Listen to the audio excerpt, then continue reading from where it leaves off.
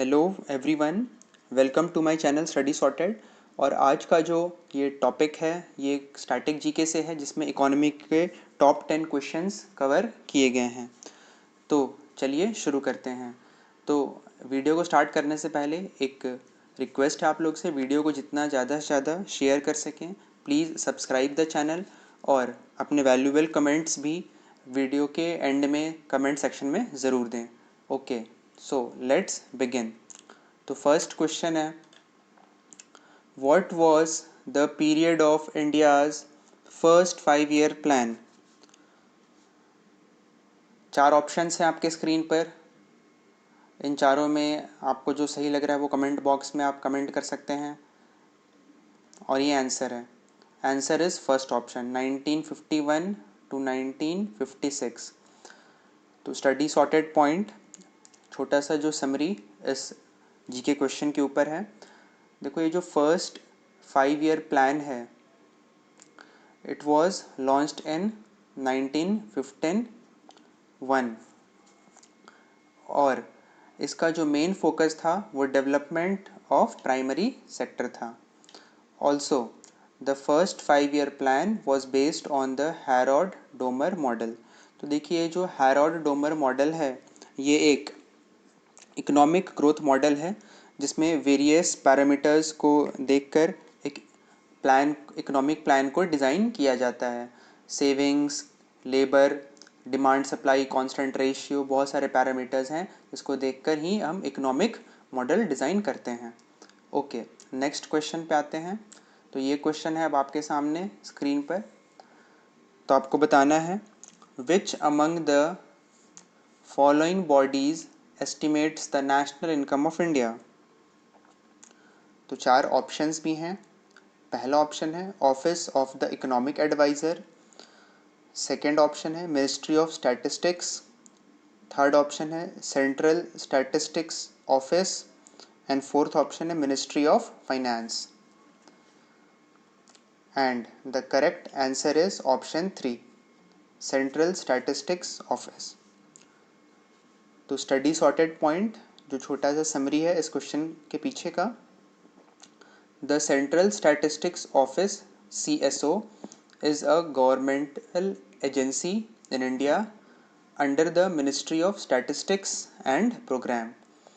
It is responsible for coordination of statistical activities in India and maintaining statistical standards. Okay, now next question. The GST Council has decided a 4-tier structure of taxation to cover most goods and services. Which of the following is a correct group of these 4 tiers? तो 4 slab में taxation को बांटा गया है, तो उसी के बारे में ये क्वेश्चन पूछा जा रहा है। Also please subscribe and share the channel, जितना ज़्यादा से ज़्यादा इसको लाइक करें। ओके, तो आंसर पर आते हैं। तो option is answer 3, correct answer is option 3। देखिए, जो यहाँ पे 4 स्लैब है वो 5%, 12%, 18% और 28% का बनाया गया है। तो गुड्स एंड सर्विसेज टैक्स, जो GST टैक्स है, उसके बारे में थोड़ी सी समरी यहाँ पर। The GST council has decided on a 4-tier tax structure of 5%, 12%, 18% and 28% to cover most goods and services. Apart from this, a cess will be charged on luxury goods on top of the peak rate. Also, this cess will be used to create a fund, and this fund will be used to compensate the states which face loss of revenue due to GST implementation. Okay, next question. Where is the National Research Center for Women in Agriculture located? तो 4 options भी हैं, कोलकाता, भोपाल, भुवनेश्वर और लखनऊ। तो ये जो national research centre for women in agriculture है, ये भुवनेश्वर में लोकेटेड है। So correct answer is option number 3। और भुवनेश्वर किस सिटी किस स्टेट में है? तो ये जो सिटी है भुवनेश्वर, ये ओडिशा के स्टेट में है। Next question, Dutt committee was related to which of the following? जो दत्त कमेटी है ये इनमें से किसके लिए रिलेट करता है? तो 4 ऑप्शंस हैं। First, industrial licensing, second, tax reforms, third, PSU disinvestment and fourth, cash credit systems. Okay, तो correct answer is option 1, industrial licensing. तो स्टडी सॉर्टेड पॉइंट, एक छोटा सा समरी इस क्वेश्चन के पीछे जो समरी है। इन 1967 the finance minister appointed a committee to go into the basic questions regarding the functioning of the licensing system and the advantages obtained by some other large industrial houses under the chairmanship of Mr. Subhimal Dutt. The committee submitted its report in July 1969. तो दत्त के अंदर ये committee को form किया गया था इनके chairmanship पे, और इन्होंने अपना एक रिपोर्ट भी गवर्नमेंट को सबमिट किया था। Okay, next question, which among the following term is used for coexistence of inflation and stagnation?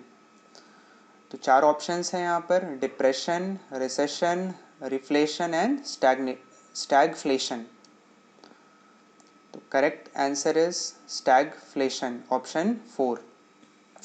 तो स्टैगफ्लेशन होता क्या है, ये अब इन द करंट सिनेरियो हमें जानना ज़रूरी है, क्योंकि जैसा ये कोरोना वायरस क्राइसिस है, we are really moving in the recession type of situation, और ऐसा भी कुछ सिचुएशन बन सकता है स्टैगफ्लेशन का इन द वर्ल्ड इकोनॉमी, और मैनी कंट्रीज़ में तो ये बहुत ज़्यादा चांसेस है बनने के।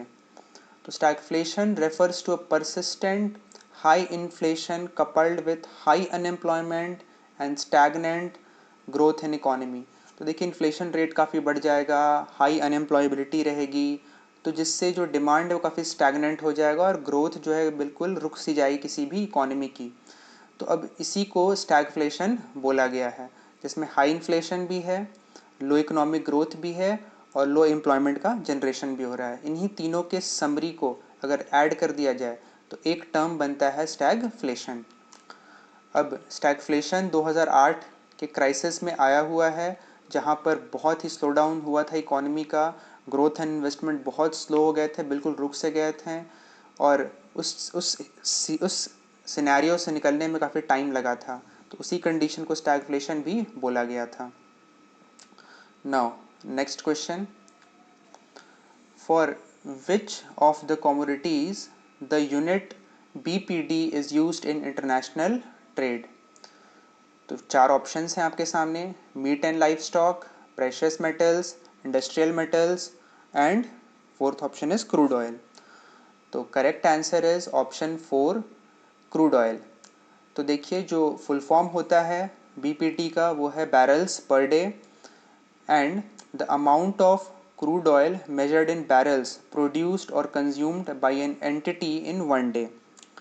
Also आपको ये भी पता होना चाहिए कि एक बैरल 42 गैलन्स के इक्वल होता है।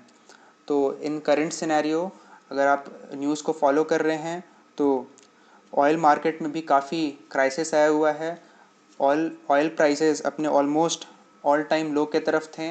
इवन जो फ्यूचर्स था उनका, अगर आप थोड़े बहुत ट्रेड करते हैं, आपको अगर शेयर्स एंड इक्विटीज़ ये सब डेरिवेटिव्स का नॉलेज है, तो इनका जो फ्यूचर्स है वो भी निगेटिव में था।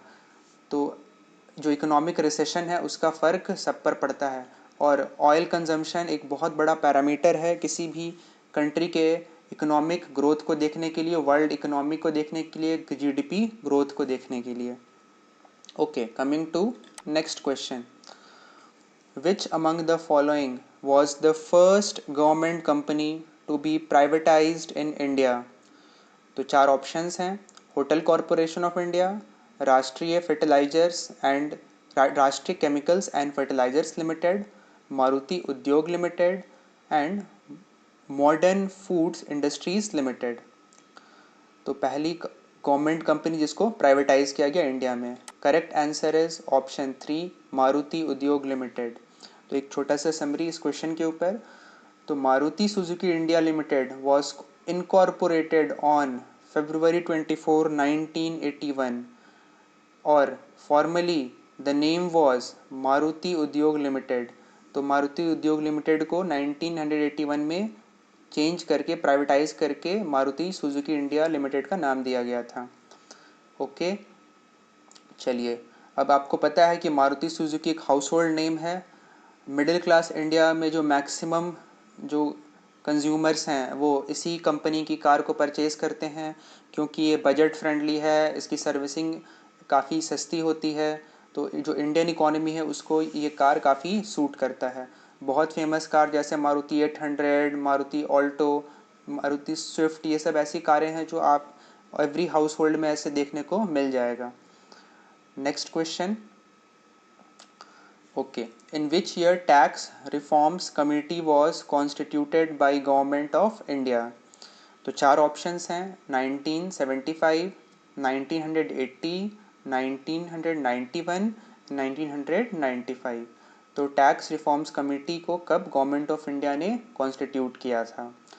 तो करेक्ट आंसर इज ऑप्शन 3, 1991। तो एक छोटा सा summary, study sorted point. It was Raja Chelliah committee. अब ये जो मिस्टर राजा थे ये ही was the member of the planning commission between 1985 to 1990 and also member of the finance commission from 1987 to 1989. He served as the chairman of tax reforms committee of union government between 1991 to 1993. Okay, so the last question of this session, a very important question, again privatisation से related है और ये FM broadcasting के privatisation से related question है। So question is, in which year government of India opened the FM broadcasting for the private sector? The options are 1991, 1997, 2000 and 2005. Correct answer is option number 3, in the year 2000. A study sorted point. In May 2000, the government announced the auction of 108 FM frequencies across India, opening up the FM broadcasting industry to private competition. तो इस date को in the year 2000 में government ने जो broadcasting है FM को वो भी प्राइवेटाइज किया था और इससे काफ़ी रिवॉल्यूशन आया था FM इंडस्ट्री में। एक बहुत ही अच्छा इनिशिएटिव था गवर्नमेंट ऑफ इंडिया का।